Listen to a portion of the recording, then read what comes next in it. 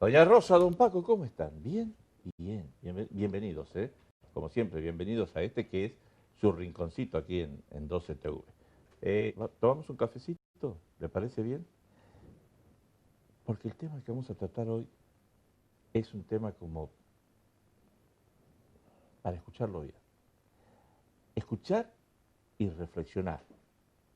Y mientras se toma un cafecito, mucho mejor. Hoy vamos a hablar del acoso escolar.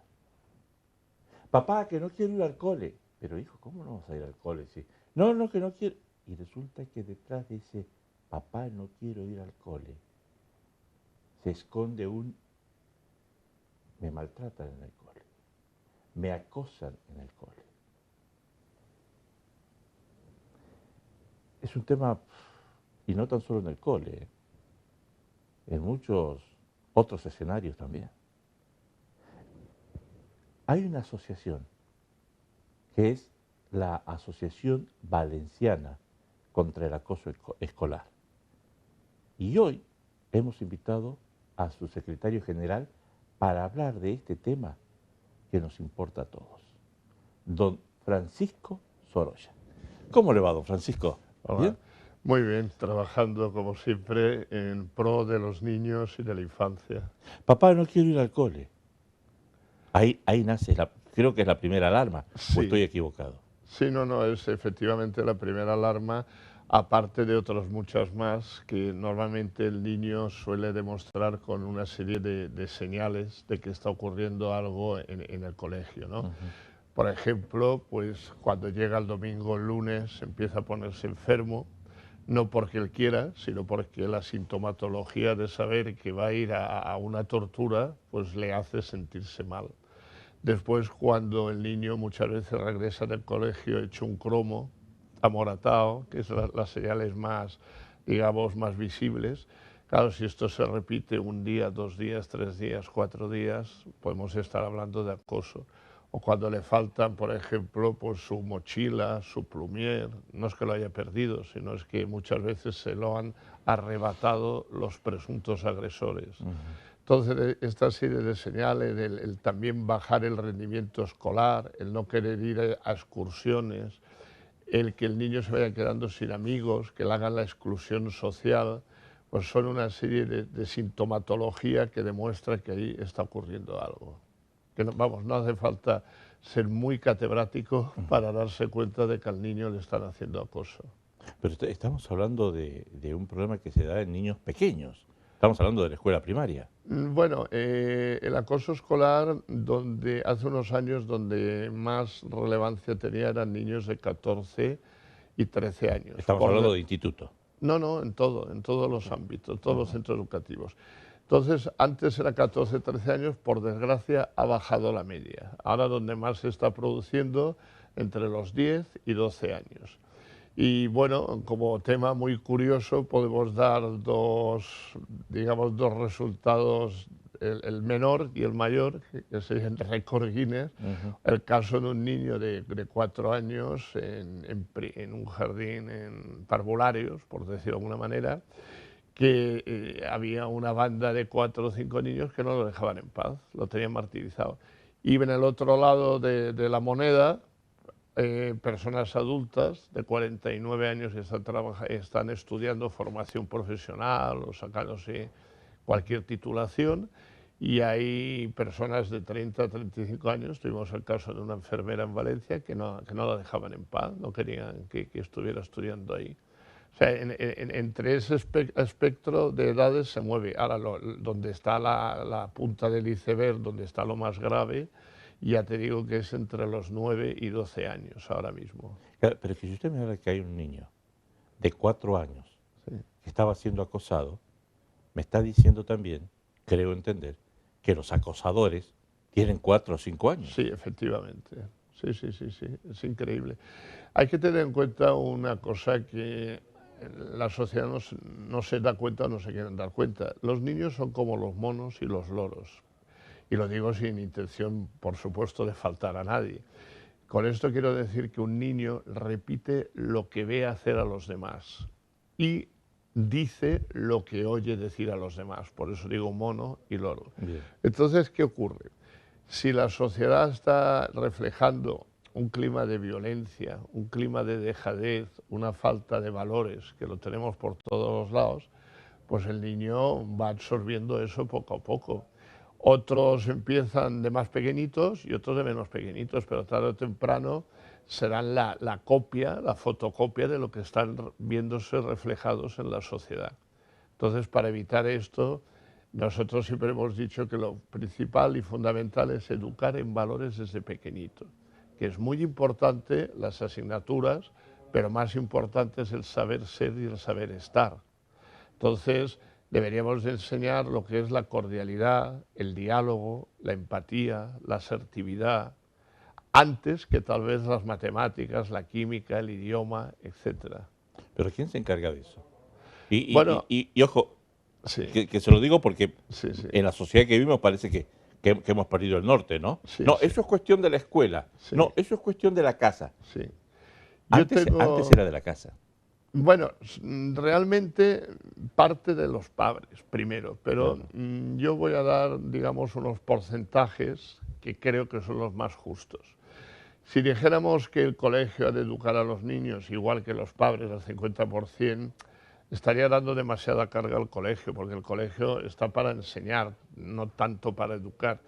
Pero sí que podríamos poner unos porcentajes de que, por ejemplo, los padres deberían educar a los niños en un 60-70% Ujú. y el colegio mantener, digamos, un régimen complementario de esa educación en un 40-30%. Tan malo es que unos padres sean perfectos y el colegio luego no sea una animalada, porque yo he visto, Ujú. con perdón, pero lo he visto, profesores insultando, poniendo etiquetas a los alumnos, directores que no quieren atender, etcétera. Como al revés, he visto colegios maravillosos que luego llega el niño en casa y se encuentra pues que el padre pega a la madre, que la madre es drogadicta o el padre es un ladrón. Entonces, claro, tiene que haber un equilibrio. Si ese equilibrio no lo hay, por mucho que una de las dos partes lo haga muy bien, la otra lo va a estropear. Bien. Es así. Lo dijo muy bien, usted tiene que ser complementarios. Efectivamente, y la mayor carga la deben de tener los padres. O sea, Ujú. es muy fácil tener un hijo, ¿no? Todos lo sabemos. Lo difícil es luego criarlo, educarlo y mantenerlo.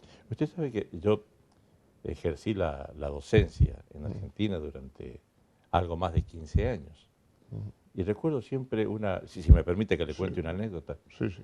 recuerdo siempre una reunión de padres eh, donde se tocó el tema de un chico problemático, ¿no? El chico debe haber tenido 15 años aproximadamente.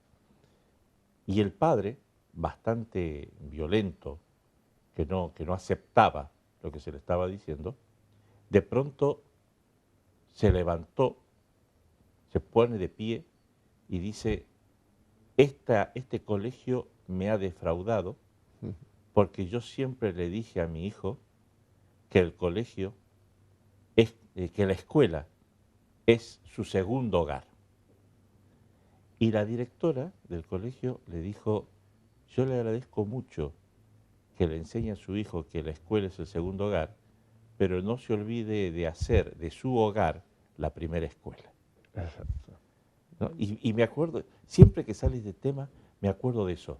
No son reemplazables, son complementarios. Complementarios. Si estos dientes de las ruedas dentadas, casa, escuela, no encajan perfectamente, Es cuando tenemos el problema. no hay transmisión de movimiento. La cosa no avanza. Exacto. ¿Estoy equivocado o no? No, no, no, 100%, según mi juicio, acertado. Yo llevo una experiencia de muchos años de técnico mediador, Ujú. he trabajado para muchos organismos, entre ellos las Naciones Unidas y tal, y la negociación, la mediación, precisamente parte de, primero, tener educación en todos los medios de la sociedad. Precisamente está ocurriendo lo que está ocurriendo en muchos sitios y en España y en todas partes, porque de pequeños no se han dado esos medios y luego hay una estadística, por ejemplo, de las Naciones Unidas, que dice que todo agresor que de pequeño no ha sido corregido o parado, a los 24 años ha entrado por lo menos ya una vez en la cárcel. Claro, tiene una explicación muy sencilla. Si el niño cuando tiene 11, 12 años, que es menor de 14, es inimputable, pues le hará cosas a la víctima o a las víctimas, no le va a pasar nada. Entre los 14 y los 18, si ya provoca daños, los responsables van a ser los padres. Que los padres ahí también dicen, bueno, ¿y cómo controlo a mi hijo? Porque no le puedo pegar, no le puedo castigar, no le puedo hacer nada. Esto hay un juez que se llama el juez Calatayud, que habrá oído hablar, de Granada. Él tiene mucha presencia en las redes sociales. Sí, es decano en el juez, digamos, de menores. Dice, claro, exigir a unos padres, creo que era un niño, pero tampoco, no se le puede castigar porque eso es daño psicológico. No se le puede prohibir salir, no se puede hacer nada. Claro. ¿no? Entonces, soluciona el problema, pero te atan las manos. Claro, exacto. Y luego cuando ese niño sigue creciendo, ya llega a los 18, se cree que anchas Castilla, como decimos aquí, y claro, lo mismo que hacían sus compañeros o compañeras de 12, 13, 14 años, empieza a hacérselo a la novia, a la pareja, al amigo, a la amiga, y ya ahí ha topado como se dice vulgarmente, ha topado con la iglesia, ¿no?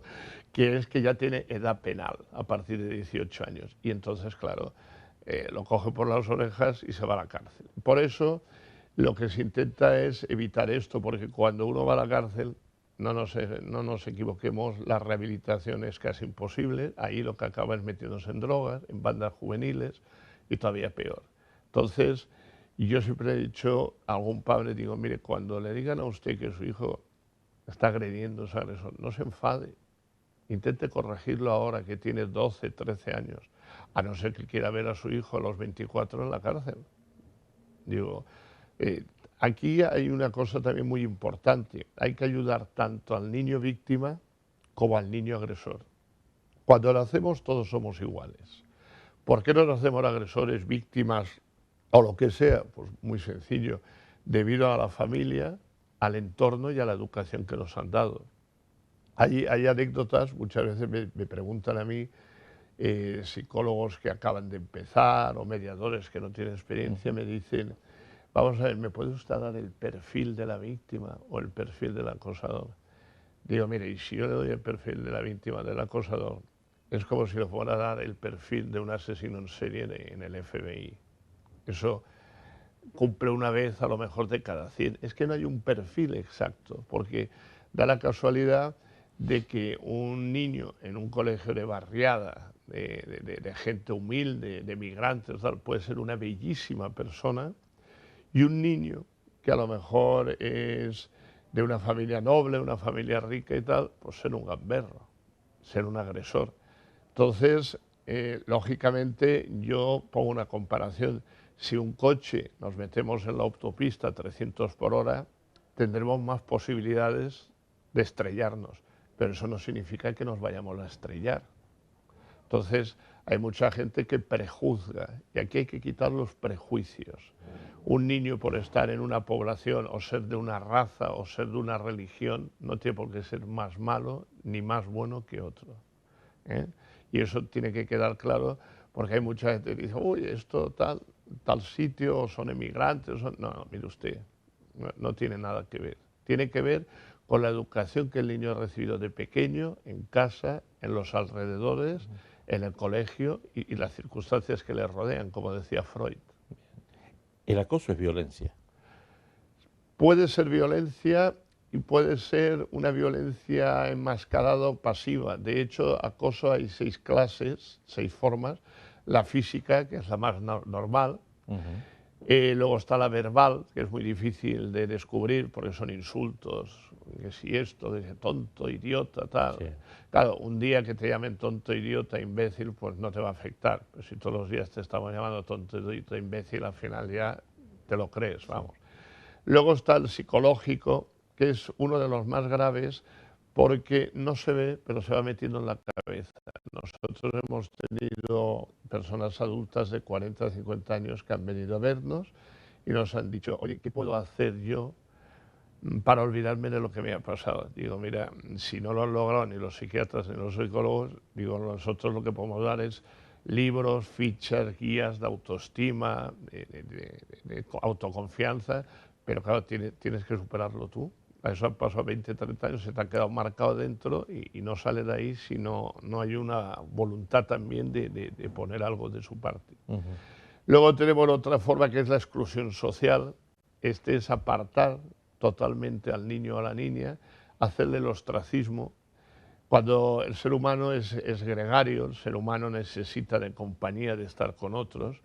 Cuando tú lo dejas solo, no lo invitas a cumpleaños, a fiestas, no puede ir a excursiones, tal, pues llega un momento que es tan solo, vamos, como Robinson Crusoe ahí en una isla, ¿no? Que tiene ganas hasta de suicidarse, y a veces ocurren esas cosas.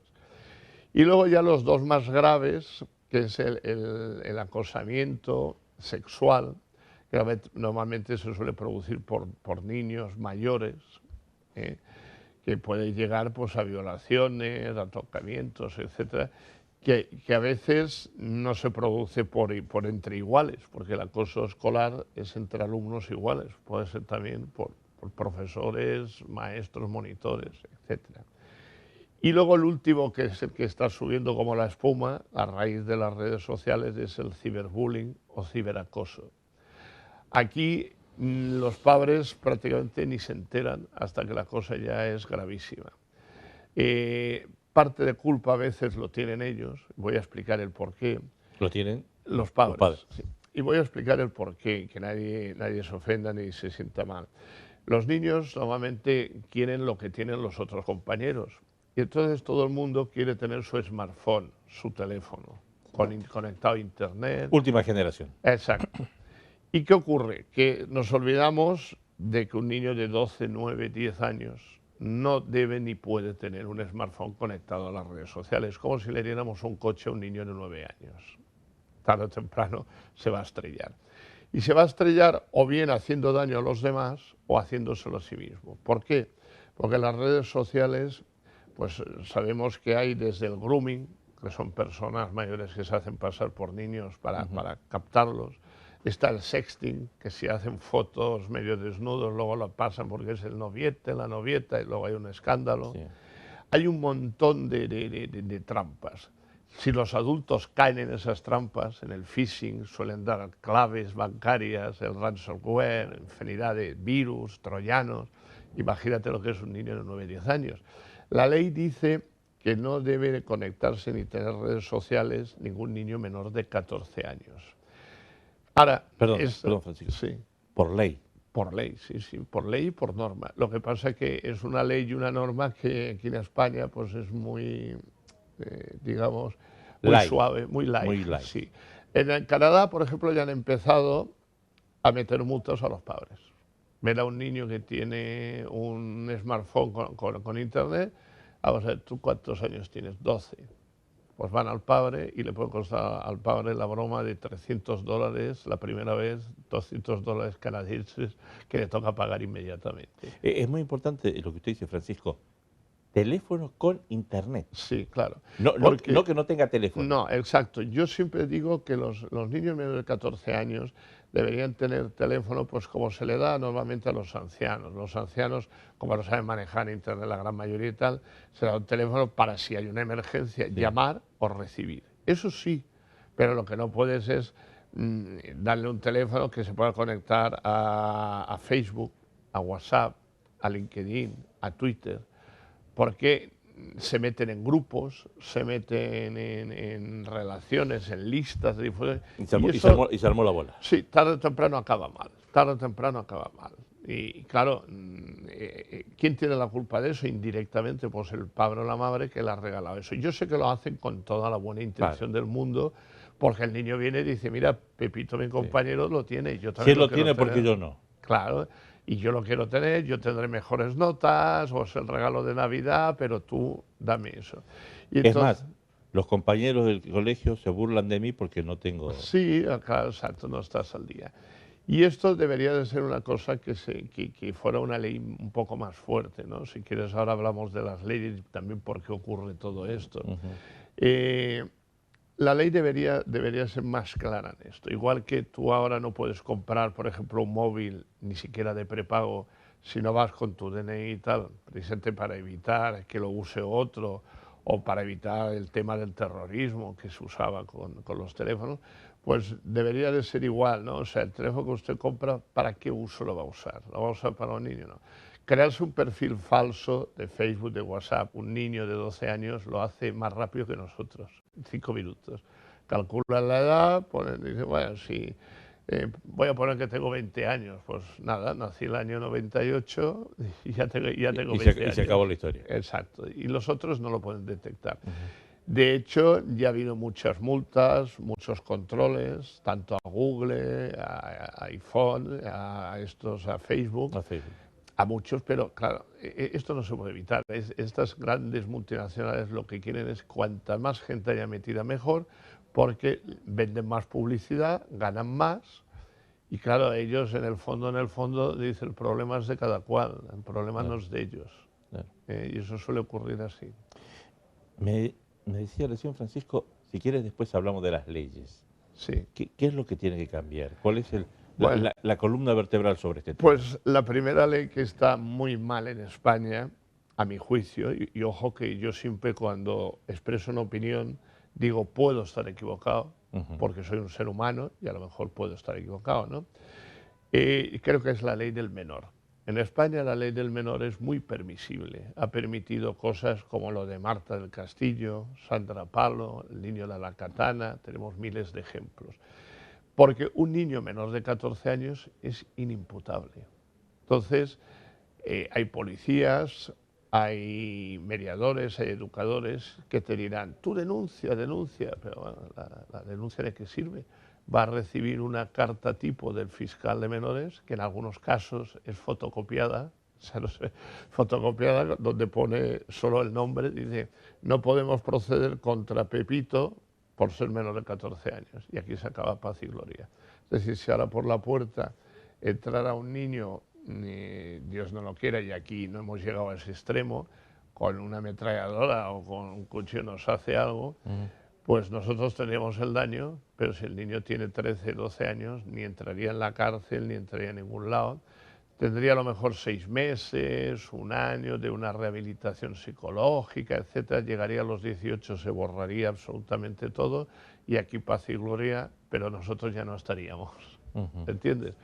Entonces, luego, como te comentaba antes, ya pasa de 14 a 18, que más bien si produce algún daño es responsable los padres.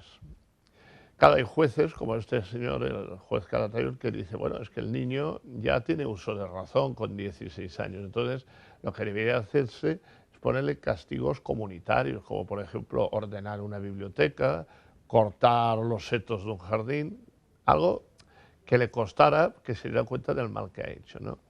Entonces, yo no, como Abalcae, no pedimos leyes como hay en algunos estados de Estados Unidos que dan pena también, que se pasan por el otro lado. Hay niños en el corredor de la muerte con 10, 11 años en Arizona, Nuevo México y Texas. Porque han matado a alguien, queriendo o sin querer, y los han metido ahí. Claro, no los van a llevar al corredor de la muerte hoy porque van apelando y en Estados Unidos uno, si le toca la pena de muerte hoy, a lo mejor lo llevan a la cámara de gas, eso dentro de 20 años, que es una agonía, ¿no? Que es inmenso. Claro, eso es pasarse y mucho. Sí, es pasarse mucho. Pero sí que debería de haber unos colegios especiales, una especie, no sé, llamémosle reformatorios, correccionales o algo, que ayudaran al niño. Yo no estoy diciendo que al niño agresor haya que estar ni pegándole ni castigándole, pero sí reeducándole. Y esto en España no se está haciendo muy bien. ¿Hay algún país en los que tengamos que mirar, en los que tengamos que tomar ejemplo? Pues sí, podemos tomar ejemplo de Canadá, de Finlandia, de los países nórdicos. ¿Y qué hacen en Canadá sobre este tema? Bueno, ¿Qué leyes podríamos adoptar sí. nosotros? Bueno, lo primero es el inicio. Mira, te voy a contar más que Canadá, Finlandia. Finlandia, por ejemplo, al niño se le enseña a leer y a escribir a los 7 y a veces 8 años. Pero a los 2, cuando lo llevan al jardín de infancia, a los 2 años, le enseñan a trabajar en grupo, a que si un niño le pasa algo, le tienen que ayudar los demás. Es decir, como aquel famoso método Ubuntu de África, ¿no? Una palabra que es un sistema operativo informático, pero que viene a significar lo había una anécdota una vez, esto ocurrió en Nigeria, que un sacerdote estaba repartiendo regalos, se le acabaron los regalos y un niño no le pudo dar el regalo y el niño se quedó triste. Y todos los niños cogieron su regalo y fueron a dárselo al que no lo tenía. Y este sacerdote dice, ¿cómo es posible esto? Y todos dicen, Ubuntu, Ubuntu. Entonces cuando le tradujeron eso, dice, es que Ubuntu significa que los demás no podemos ser felices si dentro de nuestro grupo hay alguien que es infeliz. Esto es el máximo punto de la empatía, es decir, ponerse en lugar del otro, decir, bueno, si a mí no me gusta que me pises, yo no te tengo que pisar a ti. Esto es lo que habría que, y lo que enseñan ahí de pequeñitos. Entonces, claro, cuando tú ya vas a enseñar a leer, a escribir las asignaturas, esto lo tienen muy enraizado aquí. Siempre te puede salir alguna oveja negra, por supuesto, pero a lo mejor de cada 100 casos ahí sale uno y aquí de cada 100 casos nos salen 90, porque no hemos enseñado valores. Hay muchos valores que se han olvidado. Yo siempre digo que los que sean religiosos, pues, que pongan a sus hijos en cosas religiosas, porque no hay ninguna religión del mundo que diga cosas malas. Yo he leído el Corán, el Talmud, lógicamente la Biblia, he leído muchos libros porque trabajo en las Naciones Unidas, y es la interpretación que se hace del libro. Si tú haces la interpretación como te dé la gana a ti, si dices, bueno, hay que convertir al infiel, y al infiel hay que convertirlo, y tú dices, cargándomelo, pues vale, pero hay otras maneras de convertir a una persona si la quieres convertir. Como decía Miguel de Unamuno en la Guerra Civil Española, dice, venceréis, pero no convenceréis. Lo importante en este mundo es convencer a la persona, porque si la convencemos, la hacemos nuestra. Mientras que si la vencemos, siempre tenemos a esa persona enemiga y el día que te gires te va a dar la puñalada, porque claro, no está de acuerdo contigo. Entonces, todos estos valores es lo que hay que enseñar a los niños pequeños. Francisco, yo me pongo en el papel de doña Rosa y don Paco que nos están viendo. Y dicen, ¿cómo hago? Yo necesito ayuda. Y yo no sabía que existía Abalcae, que es Asociación Valenciana contra el Acoso Escolar. ¿Cómo me pongo en contacto con esta gente? ¿A dónde tengo que ir? ¿A quién tengo que llamar? Muy fácil. Nosotros nos llamamos Asociación Valenciana porque el primer sitio se montó fue en Denia, luego pasamos a Valencia, ahora está la central en Alicante, pero trabajamos para toda España y ayudamos. Incluso estamos en proyectos con el extranjero, en Costa Rica, República Dominicana y otros sitios. Entonces, es muy sencillo, es cualquier consulta, incluso profesores, colegios, que los ayudamos, que no nos vean como un enemigo, porque nosotros no vamos en contra de nadie. Vamos a favor de que los niños tengan una buena infancia y que luego el día de mañana no tengamos criminalidad. No vamos en contra, al revés, vamos a favor de esos niños. Entonces es llamarnos por teléfono, nosotros tenemos un teléfono prácticamente las 24 horas del día. Es móvil 687-88-7831.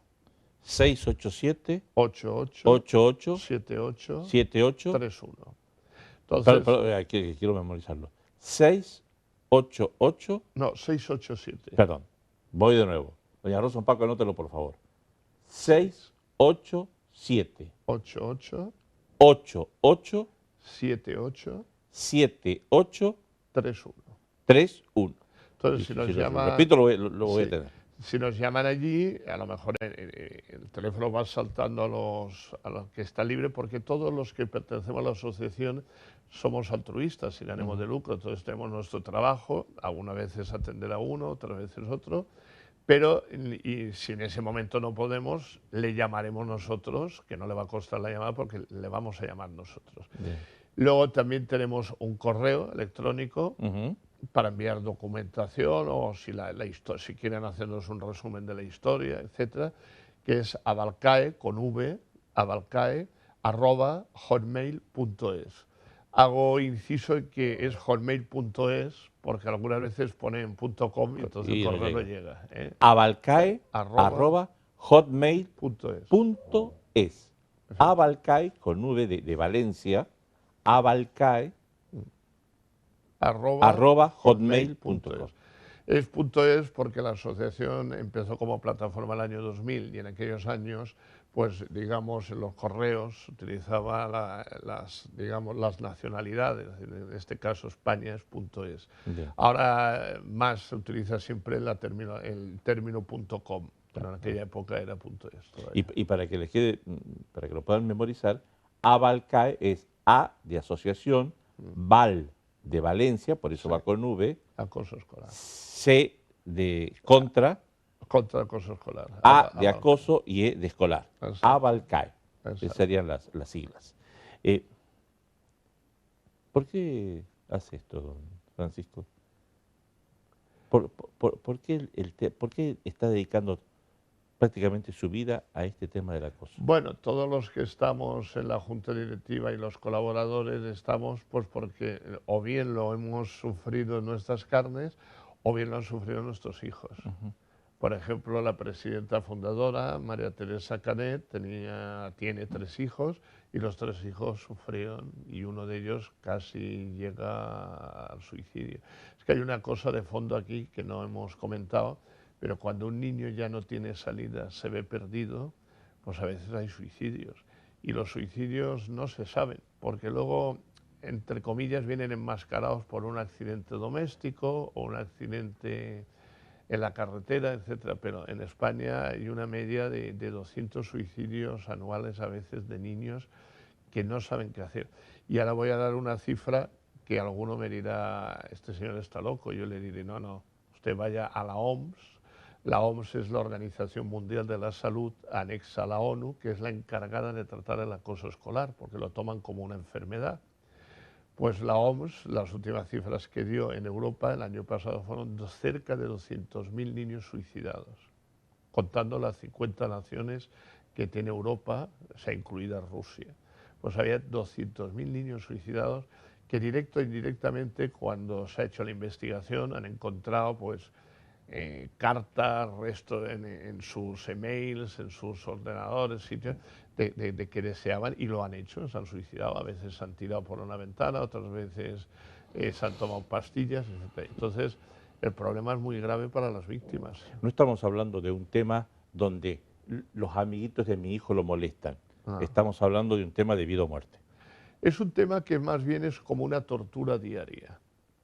O sea, a mí a veces me dicen en algún colegio, algún psicólogo, dice, es que al niño le pasa esto, al niño víctima o a la niña, le pasa eso, bueno, tiene habilidades sociales, bueno, sabe defenderse, tal. Y yo le contesto, digo, mire usted, si a un adulto nos lo llevamos a Siria, pongo Siria porque ahora hay una guerra ahí, Sí. y lo tienen un mes los talibanes torturándole, cuando salga de ahí y vuelva aquí, no es que no tenga habilidades sociales, que no va a poder ni salir a la calle ni va a tener de nada hasta el cabo de 1 año o 2, y eso será una persona adulta. ¿Qué es un niño? Pues un niño todavía mucho peor. Eso es una tortura continuada. Y muchas veces los agresores no se dan cuenta de eso porque también son niños y lo que buscan es divertirse o quedar como el líder de la manada, el líder del grupo. Yo no le llamo líder, porque líder es una palabra positiva para mí. Yo le llamo macho alfa o hembra alfa. Macho alfa es aquel que tiene que dominar a toda su prole, todos los que hay ahí.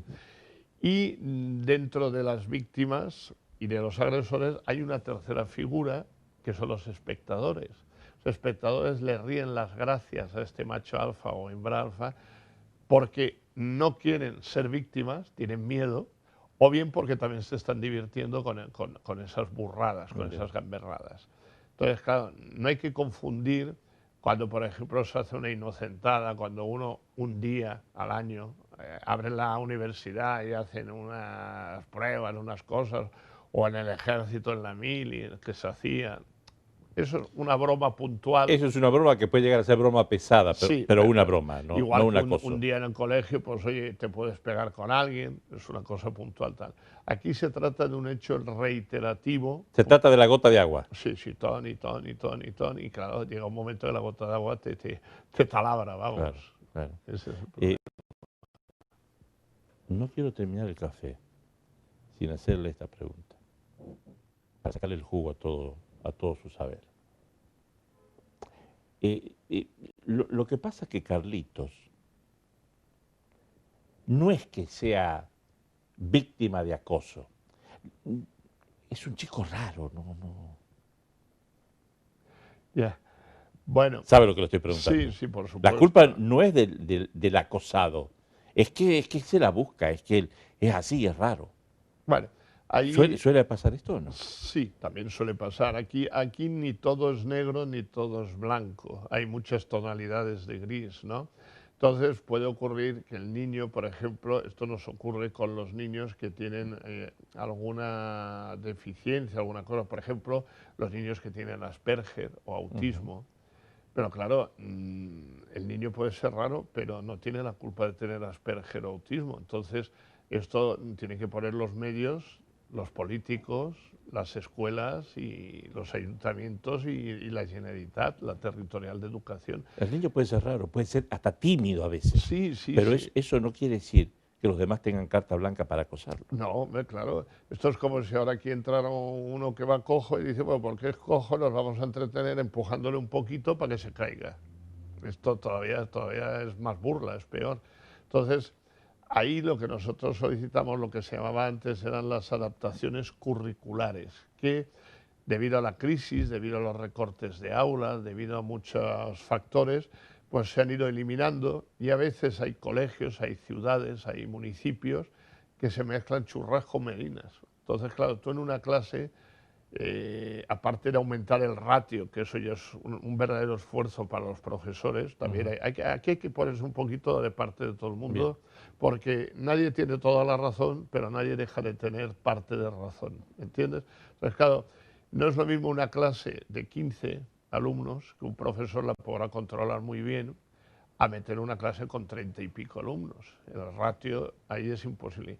Y si encima en esa clase tú metes 3 o 4 niños Asperger con 31 normal, pues esos 3 llevan una diana en la espalda que no se van a librar. Será un milagro al revés que se libre del acoso escolar. Tarde o temprano Claro, la bombita va a estallar. Claro, porque será la diversión de los otros, será la mascota. No sé si será la gran vacuna, y es una pregunta, pero una de las vacunas para poder curarnos de esta, permítame decirlo de esta manera, entre comillas, de esta enfermedad, ¿es la educación de los valores? Sí, es educar en valores desde el principio, como he dicho antes, cambiar la ley del menor, hacer un plan educativo nacional que todos los partidos políticos lo firmen y que de esta manera reafirmen a los profesores y directores. Aquí también hay un problema. En 40 años de democracia se han cambiado 8 veces de plan educativo. En Finlandia, en 50 años, siguen teniendo un solo plan. Y han mandado los socialdemócratas, han mandado los del centro, los de derecha, y nunca se ha cambiado, lo han respetado. Entonces hay que pensar que un director, un profesor, cuando tienen ya todo bien manejado, pasan 2 o 3 años y ¡pum!, te lo cambian todo, pues también desmoraliza a estas personas. Sí. Porque a mí me cabe, y lo sé, que en las direcciones territoriales, los coordinadores previ que se encargan de controlar esto, los inspectores, directores, hay gente muy buena, muy capaz, pero claro, si cada 2 por 3 les estás cambiando las leyes o les estás... Es como intentar hacer un rascacielos y que en cada planta te vayan cambiando los componentes. En uno te dan cemento, en otro te dan yeso, en otro... A la 6ª planta el edificio se va abajo. Sí, es un ejemplo muy torpe de mi parte, pero es un poco lo que nos pasa Sí. lo que nos pasa ahora con los teléfonos móviles. Sí. Cuando terminamos de aprender a manejar el que Sí. tenemos, ya no lo cambian. O los sistemas operativos de los ordenadores también. No hay forma, Sí. no hay forma. Si en más de una oportunidad usted me puso como ejemplo Finlandia, Sí. ¿por qué no copiamos? Bueno, aquí hay una cosa muy importante. Es bastante difícil copiar un país uno de otro cuando ya viene de tradiciones muy antiguas. Y voy a intentar explicarlo con un ejemplo. Aquí todos vemos normal que las mujeres conduzcan en coche y vayan con la cara destapada, normal, ¿no? Correcto. Es una cosa, lo vemos normal. Pero ahora nos vamos a Yemen, digo Yemen por decir una población, y si llevamos ahí y ponemos a una mujer al volante de un coche y con la cara descubierta, no tardan ni 2 segundos en que es arrestada y metida en la cárcel, porque tienen sus costumbres, que yo no digo yo ahora no estoy juzgando ni que sean buenas ni malas. No, está hablando de costumbres. Esa es la costumbre de que una mujer no puede conducir y que tiene que ir con la cara tapada. Entonces, este ejemplo, ¿qué quiero decir con ello? Pues que Finlandia lleva ya muchos años. Es una raza más bien vikinga, anglosajona, normanda, de muchos siglos. Se han ido corrigiendo, son menos habitantes, que hay muchos factores. Finlandia tiene 9 millones de habitantes, aquí somos 45 o 50. Luego, allí se valora mucho la comunicación entre colegio y padres, tanto es así que todos los días los colegios dan un resumen a los padres de lo que ha ocurrido, si es que ha ocurrido algo con su hijo. Y luego, otra de las características es que ahí no hay inspectores, no los necesitan, porque los propios profesores con los padres hacen de inspectores. Luego hay otra diferencia, que a lo mejor no le gustará a algún profesor, pero para dar clases en Finlandia tienes que tener algún máster, pero máster real, ¿eh? No como algunos otros másters. Algunos que se andan... Sí, máster real y muchos años de experiencia. Aquí yo he visto coger y ponerse enfermo la profesora de lengua y llegar el director y decir, vamos a ver, el profesor de química que sustituya a la de lengua. Esto no se puede hacer. Profesor de química sabrá de química, pero de lengua no. Que me digas que mediodía, un día para cuidar a los alumnos, vale, pero yo he visto sustituciones así que han durado 15 días, un mes. O sea, hay una cantidad de, digamos, de características muy difícil. Finlandia tenía un método que se llamaba el método Kiva, que lo siguen teniendo para contra el acoso escolar, que lo han intentado exportar a otros sitios del mundo. Ahora ellos mismos lo están quitando. Y voy a decir por qué. El método Kiva era un método muy caro.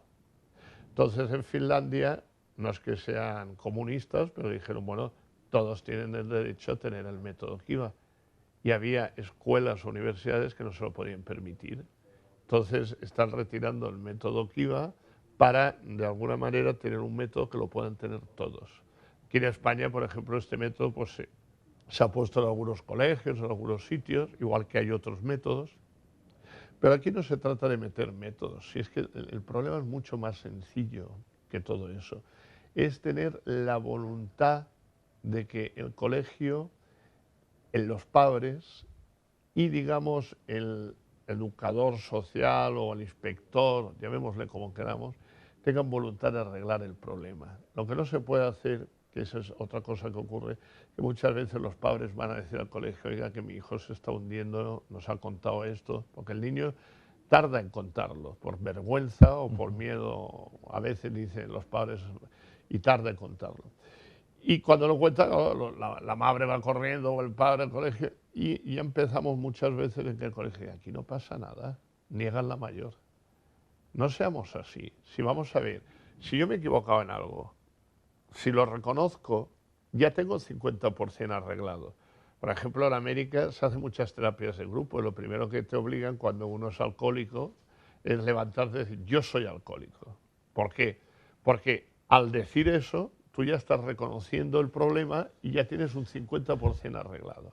Yo siempre digo lo mismo, la mejor forma de tomar la pastillita es reconocer que uno está enfermo. Exacto.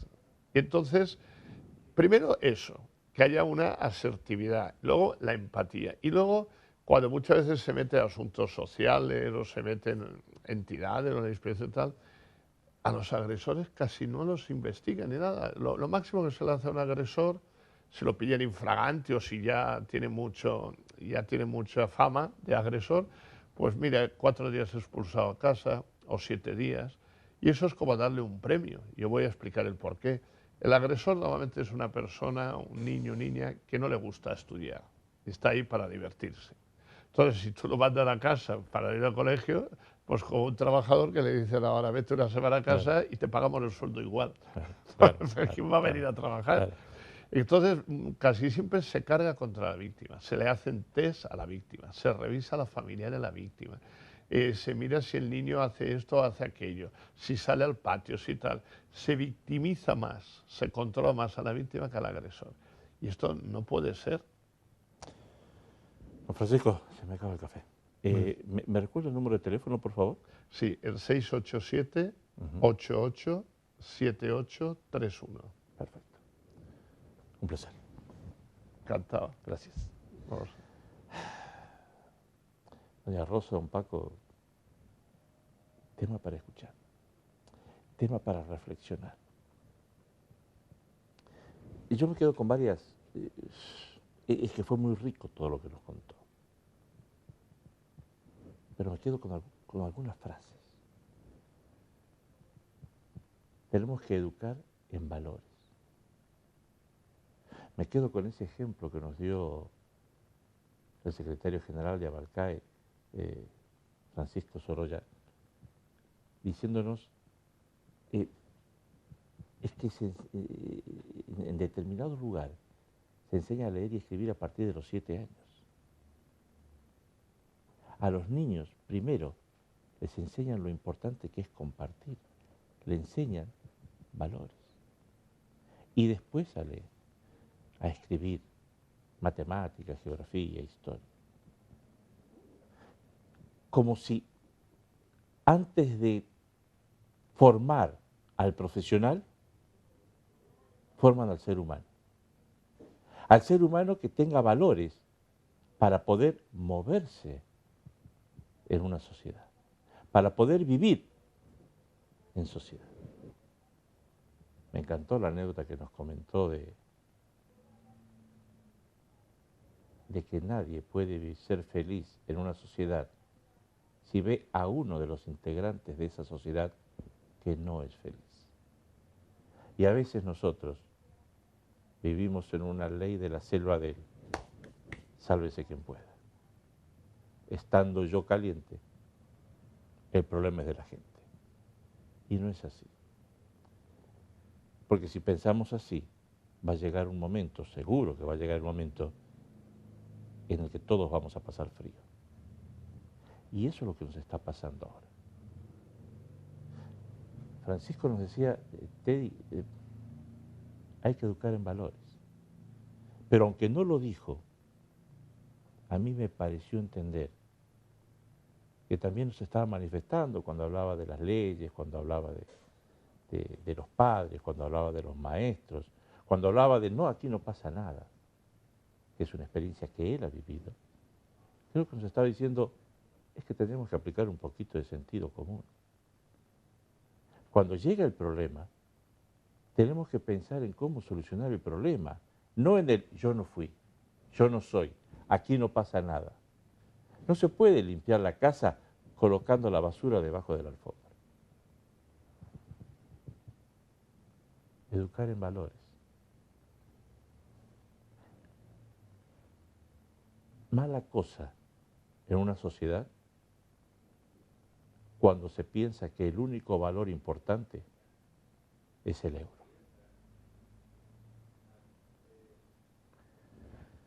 Gracias por tomar este café con nosotros. Como siempre, han sido ustedes muy amables.